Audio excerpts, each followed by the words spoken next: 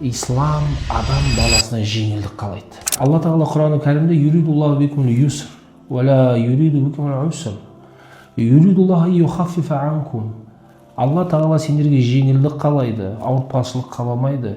Пайғамбар саллаллаху алейхи ва юср, шын мәнісінде бұл дін жеңіл дін.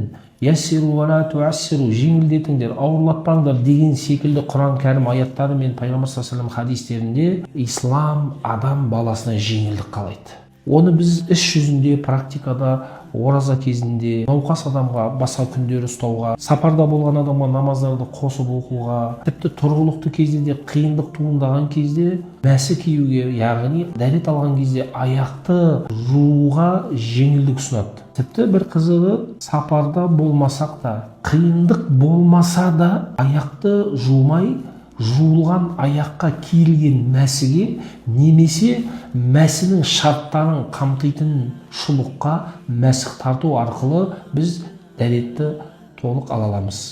Бұл да дініміздің керемет жеңілдігі. Қазіргі таңда, қазіргі қоғамда енді мәсі аяқ киіммен киюге қиындық туындатуы мүмкін. Соның орнына керемет мүмкіндіктер бар. Мына Фытрат дүкені бізге осындай нәскилерді, яғни шұлықтарды ұсынады. Бұл шұлық мәсінің шарттарын толық қамтиды, яғни мәсі су өткізбеуі, бірнеше шақырым жүрген кезде тесіліп қалмауы, тесігінің болмауы, тобықты жауып тұруы секілді шарттардың барлығын қамтитын керемет шұлық. Бұны мен өз басым киіп, тауға шығып, жол жүріп көрдім. Өте ыңғайлы, аяқ киіммен кию мүмкіндігі бар. Өйткені кейбір мәселелерді аяқ киіммен кию қиындық туындатса, бұл әдеттегі нәски үкімінде, бірақ мәсінің шарттары қамтылған. Толық шариғат талаптарына сай мәсі.